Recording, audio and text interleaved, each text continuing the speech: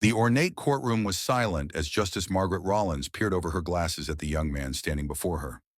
On trial was not a crime, but a principle, and Malik Jefferson, a 34-year-old black legal scholar and policy advocate, stood at the center of it. Malik had filed a motion challenging the constitutionality of a local housing ordinance.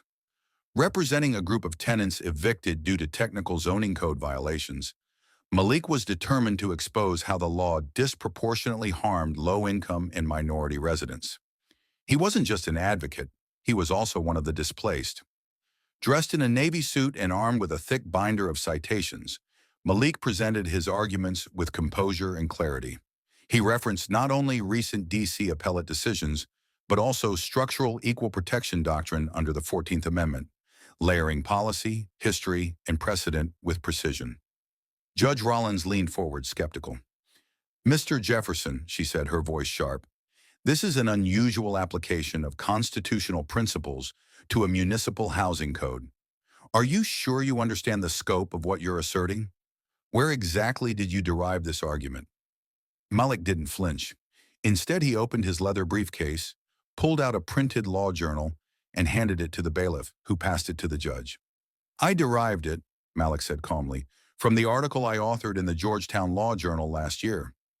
Pages 73 through 104 discuss how municipal enforcement of zoning codes can amount to constructive discrimination when analyzed under disparate impact frameworks."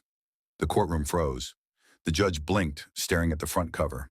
There it was in bold formal type. Hidden lines, Structural Discrimination in Housing Enforcement, by Malik D. Jefferson, J.D., MPP. She flipped through the pages. Not only was it published, her own clerks had cited it in memos she'd read. A murmur spread through the gallery. Judge Rollins cleared her throat, visibly more measured now. "Well, I see. Your work is thorough." Her tone had softened, her posture slightly less rigid. For the next 20 minutes, Malik elaborated on the intersection of civil rights law and urban policy, expertly connecting doctrinal tests to real-world impacts. By the time he rested his argument, the courtroom had shifted. The doubting glances turned to nods. Even the opposing counsel, who had smirked earlier, now scribbled frantically in her notes. By the end of the hearing, Judge Rollins stated, "The motion raises complex but compelling constitutional questions, supported by extensive scholarship. I will issue a written opinion after further review." Outside, reporters and students from local universities gathered around Malik. "Did you expect the judge to question your credentials?" one reporter asked. "Of course," Malik said with a quiet smile. "That's why I brought my receipts." His story went viral that night, under the headline, "He wrote the law review article the judge questioned." Social media lit up with clips of the exchange and quotes from his paper. Civil rights advocates called the moment a masterclass in preparation and an affirmation of Black excellence in the legal field. Malik later spoke at a Georgetown Law Symposium on equity in housing, where he reminded attendees, "It's not just about winning arguments, it's about reshaping the system so that it can't ignore the people it was built to exclude."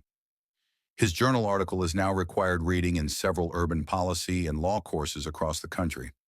And back in D.C., the housing ordinance was eventually ruled unconstitutional, a major victory for tenants and a testament to one man's research, voice, and resolve.